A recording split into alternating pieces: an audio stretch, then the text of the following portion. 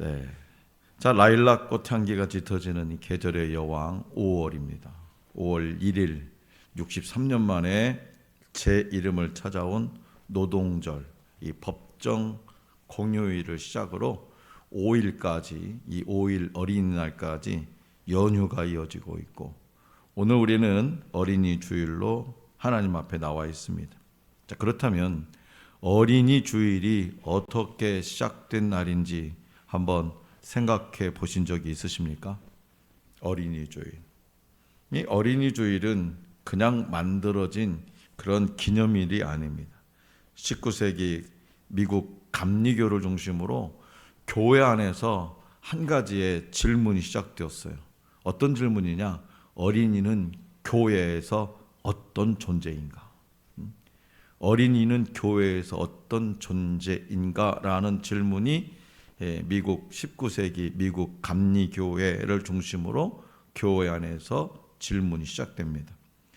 그때 많은 사람들은 이 어린아이들을 아직 준비되지 않은 존재라고 생각했습니다. 더 구체적으로 얘기하면 귀찮은 존재, 교회에 오면 시끄럽게 떠드는 존재. 그리고 지금은 아니지만 미래의 교인 정도로 생각했습니다. 그런데요, 신앙의 선배들은 깨닫기 시작했어요. 아니다. 어린이도 지금 하나님께 예배 드리는 사람이다. 지금 어린이도 하나님께 예배 드리는 사람이다. 어린이도 지금 하나님께 쓰임 받는 존재다. 그래서 한 주일을 정해서 1년 52주일인데요. 이 한 주일을 정해서 아이들을 축복하고 아이들의 신앙을 세워주는 날로 삼기 시작했습니다. 그것이 바로 어린이 주일의 시작입니다. 그리고 이 흐름은 한국 교회에도 들어와서 대한예수교 장로회를 비롯한 여러 교회들을 통해서 지금까지 이어지고 있습니다. 자, 성도 여러분, 이 어린이 주일의 유래를 보면 한 가지 분명한 사실이 있습니다. 어린이 주일은 우리 아이들을 귀엽게만 보는 날이 아니라 하나님 앞에서 존귀하게 다시 보는 날이라는 겁니다. 어린이 그냥 귀엽게 보는 날, 이 정도가 아니라 하나님 앞에서 존귀하게 다시 보는 날입니다. 왜냐? 예수님께서 이미 이렇게 말씀하셨기 때문입니다. 하나님의 나라는 이런 자의 것이니라. 오늘 우리가 이 자리에 있는 이유는 단순히 아이들을 축하하기 위해서가 아닙니다. 하나님께서 오늘 저와 여러분들에게 묻고 계십니다. 너는 이 아이들을 어떻게 보고 있느냐? 정말 하나님 나라의 사람으로 보고 있느냐? 오늘 우리에게 주신 본문 말씀의 시대는요, 나라가 흔들리고 신앙은 형식만 남고 사회는 점점 타락해 가던 때였습니다. 겉으로는 하나님을 믿는다고 했지만 실제 삶은 하나님과 멀어져 있었고 결국 그 시대는 멸망을 향해서 가고 있었습니다. 바로 그때 하나님은 어린이 에레미야를 부르셔서 말씀하게 하셨어요. 이러한 사실은 하나님은 상황이 좋은 때가 아니라 오히려 무너지는 시대 속에서 다음 세대를 통해서 새 일을 시작하신다는 것을 보여주고 있습니다. 또한 이 말씀은 오늘 어린이 주일을 맞은 우리에게도 매우 중요한 의미를 주고 있는데요. 지금 우리의 시대도 가치관이 흔들리고 신앙이 점점 약해지는 그런 흐름 속에 있습니다. 어쩌면 이 에레미야 시대와 다를 바가 없어요. 이런 때에 하나님은 단지 어른들만이 아니라 어린이들을 향해서도 분명한 계획과 부르심을 가지고 있습니다. 자, 그렇다면 하나님은 어린이를 어떻게 알고 계시고 어떻게 사용하실까요? 본문 말씀을 통해 들려주시는 하나님의 음성을 잘 듣고 어린이 주일의 깊은 의미를 헤아려 볼 수 있기를 원합니다. 먼저 하나님은 어린 시절부터 우리를 알고 계획하신다고 말씀하십니다. 자, 본문 말씀 5절인데요. 5절을 다시 한번 다 같이 받들겠습니다. 5절 시작. 내가 너를 모태에 짓기 전에 너를 알았고 네가 배에서 나오기 전에 너를 성별하였고 너를 여러 나라의 선지자로 세웠노라 하시기로. 아멘. 자, 여기서 내가 너를 모태에 짓기 전에 너를 알았다라는 말은 단순히 어떤 정보를 안다는 의미가 아니라 사랑으로 선택하셨다는 뜻입니다. 사랑으로 선택하셨다. 다시 말해서 에레미야는 태어나기 전부터 이미 하나님의 계획 안에 있던 사람이에요. 에레미야 입장에서는 어느 날 갑자기 어린 나를 부르셨어요. 어느 날 갑자기. 그러나 하나님의 시간 속에서는 이미 에레미야는 태어나기 전부터 이미 하나님의 계획 안에 있던 사람이었습니다. 이것은 오늘날 우리의 자녀들에게도 동일하게 적용됩니다. 이 지구상에 존재하는 모든 아이들은 그냥 우연히 태어난 존재가 아니라 하나님의 뜻과 계획 속에서 존재하는 생명이라는 거예요. 그럼에도 우리는 이 아이들을요, 우리 자녀들을 단지 잘 키워야 할 대상으로 보거나 어떻게 해서든지 성공시켜야 할 존재로 여기기가 쉽습니다. 그러나 성경은 분명히 말씀해요. 아이들은 오늘 어른들의, 부모의 소유가 아니라 하나님의 계획 속에 있는 존재라는 거예요. 하나님의 계획 속에. 따라서 부모는 자녀를 향해서 단순히 잘 되어야 된다, 잘 해야 된다, 잘 되라고 말하는 것을 넘어서 하나님이 너를 통해서 무엇을 이루실까? 하나님이 너를 통해서 무엇을 이루실까를 묻고 기도해야 한다는 거죠. 교회 또한, 우리 하늘 소망 교회 또한 아이들을 단순히 보호하거나 어떤 교육하는 수준에 머무르지 않아야 됩니다. 그리고 교회는요, 아이들을 미래의 리더가 아닌 하나님이 지금도 사용하실 수 있는 현재의 사역자로 인정하며 예배와 공동체 안에서 보는 자리가 아닌 실제로 참여하도록 이끌어야 됩니다. 그래서 우리 교회가 오늘은 지금 우리 아이들이 다 지금 휴가를 갔지만 실제로 예배에 참여하잖아요. 방송으로, 성경 봉독으로, 찬양으로 실제로 참여하잖아요. 그래서 아이들 역시 자신을 어떤 평범한 존재로 생각하기보다도 하나님이 뜻을 가지고 부르신 존재다. 나는 하나님의 뜻 가운데 이 땅에 태어난 존재라는 그런 정체성을 배우도록 해야 됩니다. 다시 말해서 어린이는 미래의 가능성이 아니라 미래의 가능성. 교회에서 지금 자꾸 부르짖는 표어가 뭐예요? 다음 세대. 그러니까 지금은 아니라는 거예요. 자꾸 다음 세대 하니까. 그러니까 자꾸 지금은 전혀 상관없는 존재로 여기고 있는데 어린이는 미래의 가능성이 아니라 이미 하나님의 계획 속에 있는 현재의 사명자입니다. 그렇기 때문에 어린이 주일은 단순히 축복만 하는 날이 아니라 하나님이 아이들을 향해서 이미 가지고 계신 뜻을 인정하고 그 뜻에 맞게 키우겠다고 결단하는 날이 되어야 한다고 하나님은 말씀하십니다. 둘째로 하나님은 부족함 속에 있는 어린이를 부르신다고 말씀하세요. 자, 본문 말씀 6절입니다. 6절 다시 한번 받들겠습니다. 6절 시작.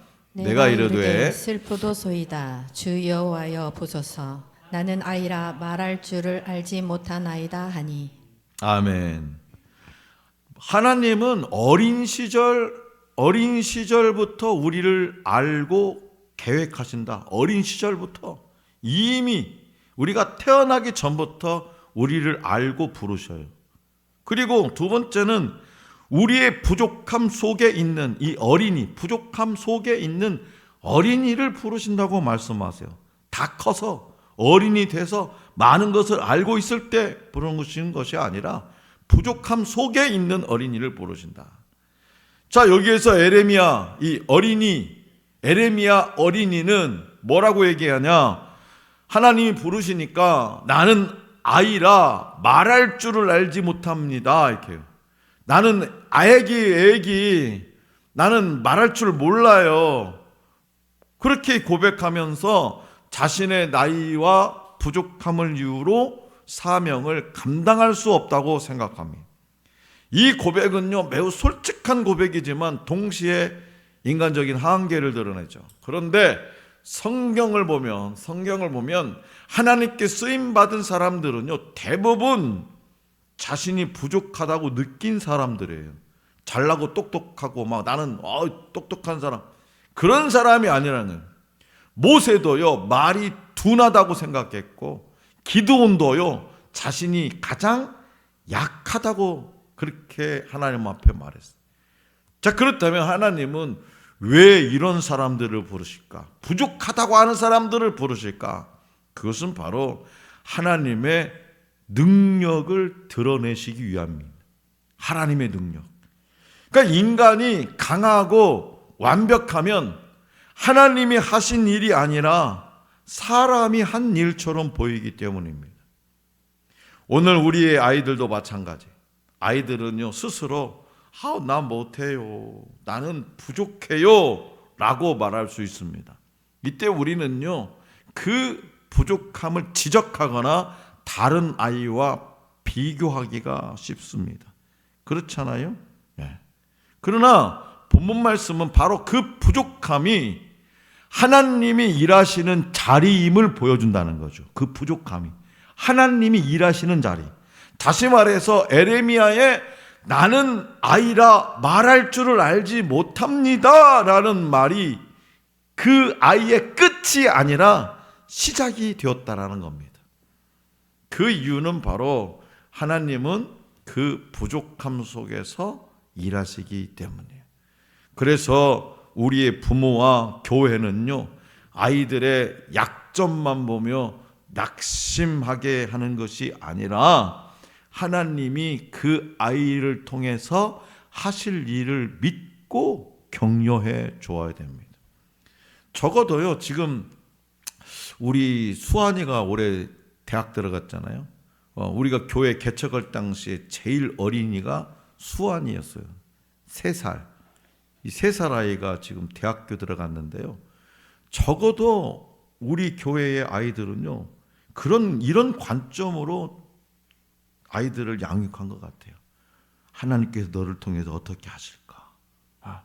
참 기대된다. 적어도. 그래서요, 제가 보는 우리 지금 청년들이나 우리 수환이를 봐도 자존감이 상당히 높은 것 같아요. 제가 보는 관점에서. 영적 자존감도 우수하게 높아요. 네. 이 친구들이 서울에 가서 신앙생활 하잖아요. 그래도 대형 교회 가서. 그래서 신앙생활 해봤더니 별거 없더라는 거예요. 자기들이 느낄 때. 우리 수환이는요, 자기가 친구들을 모아가지고 기도 모임을 만들어요. 기도 모임을. 누가 시키지도 않았고, 학교에 다 선교단체들이 많이 있잖아요. 기독교 동아리가. 그거 별도로 자기가 너 교회 다니냐? 모아가지고 그럼 우리 몇 시에 모여서 기도 모임하자. 이거 쉽지 않습니다. 영적 자존감이 높아야 할 수 있는 거예요. 이 자양분이 어디서 나왔겠냐? 바로 하늘소망교회다. 그럼 하늘소망교회 어디서부터 나왔냐? 어른들의 눈동자, 어른들의 행동, 어른들의 말 한마디 한마디가 이 아이들 그렇게 자라게 했다. 우리는 늘 그렇게 하나님이 하실 일을 믿고 격려해 줬다는 거죠. 그래서 아이들을 평가 중심으로 대하면 안 됩니다. 가능성 중심으로 바라봐야 됩니다. 실수했을 때는 왜 그랬어? 보다는 다시 해보자. 하나님이 도와주실 거야 라고 지도해 줘야 됩니다. 다시 말해서 가정에서는 부모가, 교회에서는 교사와 어른들이 아이가 실패하거나 주저할 때에 하나님이 도와주신다라는 믿음을 심어줘야 돼요. 결과보다도 하나님을 의지하며 도전하는 과정을 격려해 줘야 됩니다. 그 이유는 바로 하나님의 부르심, 이 하나님의 부르심은 능력 있는 사람에게가 아니라 하나님을 의지할 사람에게 임하기 때문입니다. 그래서 하나님이 부르시는 사람은 나는 못합니다 라고 말하는 사람이라는 것을 기억하시기 바랍니다. 자, 마지막으로 하나님은 함께 하시며 사명을 감당하게 하시겠다고 말씀하세요. 본문 말씀 7절과 8절입니다. 7절 8절 다 같이 시작. 여호와께서 내게 이르시되 너는 아이라 말하지 말고 내가 너를 누구에게 보내든지 너는 가며 내가 내게 무엇을 명령하든지 너는 말할지니라. 너는 그들 때문에 두려워하지 말라. 내가 너와 함께하여 너를 구원하리라. 나 여호와의 말이니라 하시고. 아멘. 여기서 하나님은 너는 아이라 말하지 말라라고 말씀하세요. 에레미야는 하나님 나는 아이라 아무것도 못해요. 나는 어린이라 할 수 있는 게 없어요. 어떻게 그런 일을 내가 할 수 있겠어요? 이렇게 하나님 앞에 항변을 하는데 하나님은 뭐라고? 너는 아이라 말하지 말라라고 말씀하세요. 하나님은요 에레미야 어린이의 말을 부정하십니다. 나는 아이라는 그의 생각을 끊어내시고 대신 하나님의 약속을 붙잡게 하세요. 그래서 내가 너와 함께하여 너를 구원하리라는 말씀은요 삶의 실제적인 힘이 어디에서 오는지를 보여주죠. 그 힘은 바로 하나님이 함께 하신다는 그 약속에서 나옵니다. 다시 말해서 사명을 감당하는 힘은 자기 자신에게서 나오지 않습니다. 그래서 하나님은 두려워하지 말라고 말씀하세요. 왜냐? 두려움은 사명을 막는 가장 큰 장애물이기 때문에 그렇습니다. 오늘날 우리 아이들이 살아갈 세상은요 결코 쉽지 않아요. 불안과 경쟁이 가득합니다. 그래서 쉽게 두려움을 느낄 수밖에 없습니다. 이때 부모가 줄 수 있는 가장 큰 도움은 뭐냐? 조건을 만들어주는 것이 아니에요. 그것은 바로 하나님이 함께 하신다는 믿음을 심어주는 겁니다. 그 하나님이 함께 하신다는 믿음을 심어주는 것, 그것이 뭐냐? 물고기를 잡아주는 것이 아니라 물고기를 잡을 수 있는 방법을 가르쳐주는 거예요. 그 일상의 작은 문제들, 시험이나 친구 관계 같은 상황 속에서도 함께 기도하면서 하나님이 너와 함께 하신다라는 사실을 반복해서 경험하게 해야 합니다. 다시 말해서 가정에서 부모들이 아이들에게 가장 많이 들려줘야 할 말은 괜찮아가 아니라 하나님이 너와 함께 하셔. 하나님이 너와 함께 하셔. 하나님이 너와 함께 하셔가 되어야 돼. 괜찮아. 너 잘하고 있어. 이 말보다도 더 수준 높은 거 뭐예요? 하나님이 너와 함께 하셔. 그리고 우리의 자녀에게 함께 기도하는 습관을 만들어줘야 돼요. 함께 기도하는. 너 혼자가 아니라는 거지.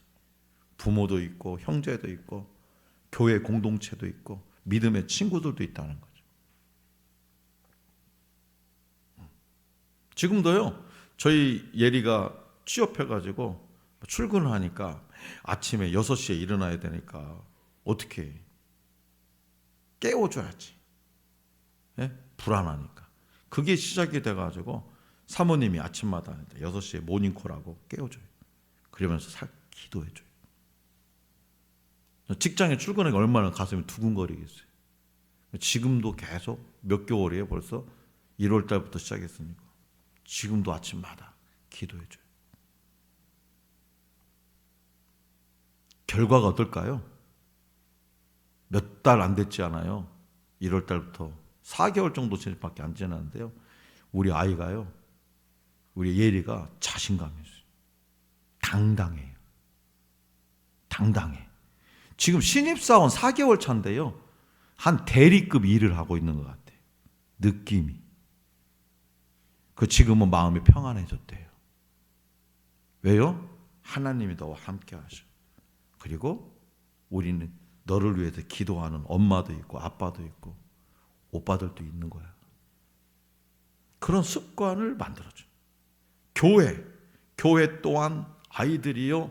하나님을 지식으로만 아는 것이 아니라 실제로 동행하시는 분으로 느낄 수 있도록 도와줘야 돼요.